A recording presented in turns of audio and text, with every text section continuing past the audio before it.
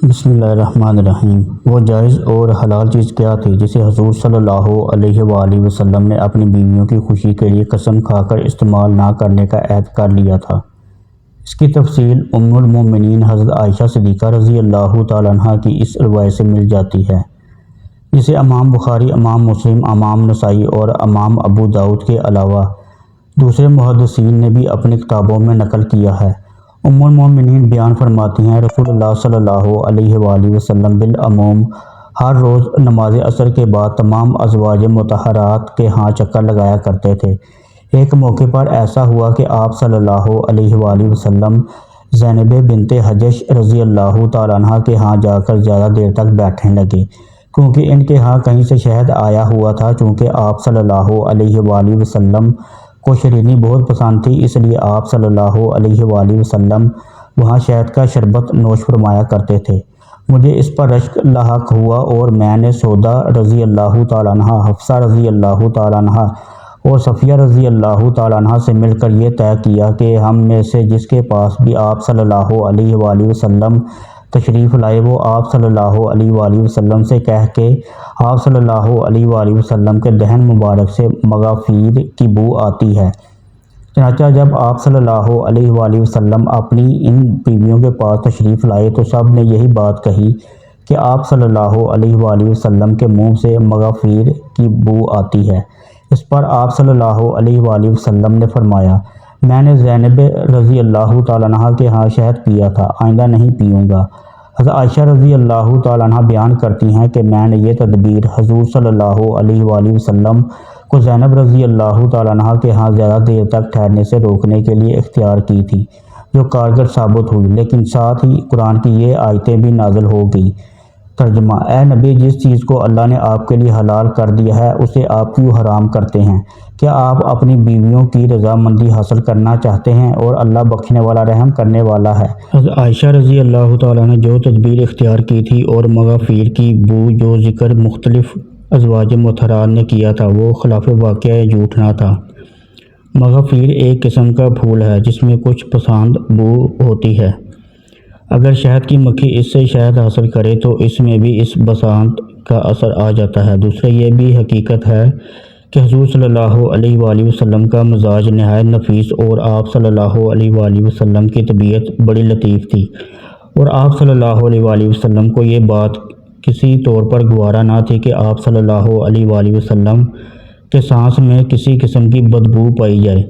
ان حقائق کے باوجود حضرت عائشہ رضی اللہ تعالیٰ عنہ اور دوسری ازواج مطہرات کا اس طرح احاطہ کرنا ان کے جذبہ مسابقت، منافست، آگے بڑھنے کی خواہش کا مظہر تھا جو ان کے بلند مرتبے سے فروتر تھا۔ اس لیے ایک طرف اللہ تعالیٰ نے اپنے نبی صلی اللہ علیہ وآلہ وسلم کو اس بات پر ٹوکا کہ آپ صلی اللہ علیہ وآلہ وسلم نے اپنی بیویوں کی خوشی کے لیے ایک حلال چیز کو اپنے اوپر حرام کر لیا ہے۔ یہ فعل آپ صلی اللہ علیہ وآلہ وسلم کے ذمہ دارانہ منصب کے لحاظ سے مناسب نہ تھا، لیکن یہ کوئی گناہ بھی نہ تھا کہ اس پر مواخذہ کیا جائے، اس لیے اللہ تعالیٰ نے صرف ٹوک کی اصلاح کر دینے پر اتفاق کیا۔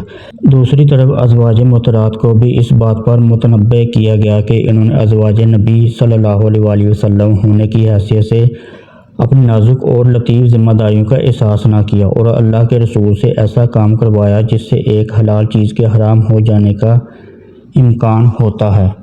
سورۃ تحریم کی 4 اور 5 آیت میں ازواج مطہرات کے جس مظاہرے کا ذکر کیا گیا ہے اس کی تفصیلات درج ذیل معتبر روایات سے سامنے آ جاتی ہیں۔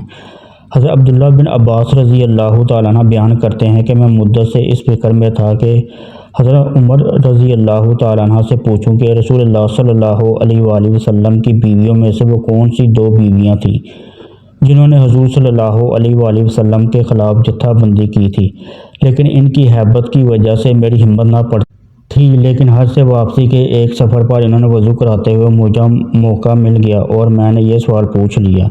انہوں نے جواب دیا وہ عائشہ رضی اللہ تعالیٰ عنہ اور حفصہ رضی اللہ تعالیٰ عنہ تھیں۔ یہ روایت حضرت عمر رضی اللہ تعالیٰ عنہ کی صاحب گوئی کی ایک روشن دلیل ہے کہ انہوں نے ایک حقیقت بیان کرتے ہوئے اپنی بیٹی حفصہ رضی اللہ تعالیٰ عنہ کا نام لینے سے بھی گریز نہ کیا۔ حضرت عمر رضی اللہ تعالیٰ عنہ حرم نبی صلی اللہ علیہ وآلہ وسلم کی صورتحال سے بخوبی واقف تھے، کیونکہ ان کی صاحبزادی حضرت حفصہ رضی اللہ تعالیٰ عنہ بھی اس کا شانہ اقدس میں رونق افروز تھی، اور اس لیے اس وقت کی کیفیت بیان کرتے ہوئے فرماتے ہیں: ہم قریش کے لوگ بیویوں کو دبا کر رکھنے کے عادی تھے۔ جب ہم مدینہ آئے تو ہمیں یہاں ایسے لوگ ملے جن پر ان کی بیویاں حاوی تھیں، اور یہی سبق ہماری عورتیں ان سے سیکھنے لگیں۔ ایک دن میں اپنی بیوی پر ناراض ہوا تو وہ مجھے پلٹ کر جواب دینے لگی۔ مجھے یہ بات بہت بری لگی۔ جواباً اس نے کہا: آپ اس بات پر کیوں بگڑتے ہیں کہ میں آپ کو پلٹ کر جواب دوں؟ اللہ کی قسم، رسول اللہ صلی اللہ علیہ وآلہ وسلم کی بیویاں آپ صلی اللہ علیہ وآلہ وسلم کو دو بدو جواب دیتی ہیں، اور حضور صلی اللہ علیہ وآلہ وسلم ان سے دن بھر ناراض رہتے ہیں۔ یہ سن کر میں گھر سے نکلا اور اپنی بیٹی حفصہ رضی اللہ تعالیٰ عنہ کے ہاں گیا۔ میں نے ان سے پوچھا: کیا تو رسول اللہ صلی اللہ علیہ وآلہ وسلم کو دو بدو جواب دیتی ہے؟ اس نے کہا: ہاں۔ میں نے پوچھا: کیا تم میں سے کوئی دن بھر حضور صلی اللہ علیہ وآلہ وسلم سے ناراض رہتی ہیں؟ اس نے کہا: ہاں۔ میں نے کہا: نامراد ہوگی اور گھاٹے میں پڑ گی وہ جو تم سے ایسا کرے۔ کیا تم میں سے ہر کوئی اس بات سے بے خوف ہو گئی ہے کہ اپنے رسول صلی اللہ علیہ وآلہ وسلم کے غضب کی وجہ سے اللہ اس پر غضبناک ہو جائے اور وہ ہلاکت میں پڑ جائے؟ اللہ کے رسول صلی اللہ علیہ وآلہ وسلم سے کبھی زبان درازی نہ کر اور نہ ان سے کسی چیز کا مطالبہ کر۔ میرے مال سے تیرا جو چیز چاہے مانگ لیا کر۔ ایک دن صحابہ کرام رضی اللہ تعالیٰ عنہ مسجد نبوی میں نماز کے لیے جمع ہوئے، لیکن حضور صلی اللہ علیہ وآلہ وسلم تشریف نہ لائے۔ اس سے صحابہ کرام میں بے چینی پیدا ہوئی اور وہ آپس میں چیم گوئیاں کرنے لگے۔ حضرت ابو بکر صدیق رضی اللہ تعالیٰ عنہ اجازت لے کر حاضر خدمت ہوئے۔ اس کے بعد حضرت عمر رضی اللہ تعالیٰ عنہ نے اجازت طلب کی، انہیں بھی اجازت مل گئی۔ حضرت ابو بکر اور حضرت عمر رضی اللہ تعالیٰ عنہ نے دیکھا کہ آپ صلی اللہ علیہ وآلہ وسلم کے ارد گرد ازواج مطہرات جمع ہیں، اور آپ صلی اللہ علیہ وآلہ وسلم غم و غصے کی حالت میں خاموش بیٹھے ہیں۔ حضرت عمر رضی اللہ تعالیٰ عنہ نے اپنے دل میں سوچا کہ میں کوئی ایسی بات کہوں جس سے حضور تبسم فرمائے۔ چنانچہ میں نے کہا: یا رسول اللہ، اگر خارجہ کی بیٹی اپنی بیوی کو دیکھوں کہ وہ مجھ سے نفقہ مانگتی ہے تو میں اٹھ کر اس کی گردن پر دور ماروں۔ اس پر آپ صلی اللہ علیہ وآلہ وسلم کو ہنسی آ گئی اور فرمایا: یہ سب جمع ہو کر مجھ سے نفقہ کا مطالبہ کر رہی ہیں۔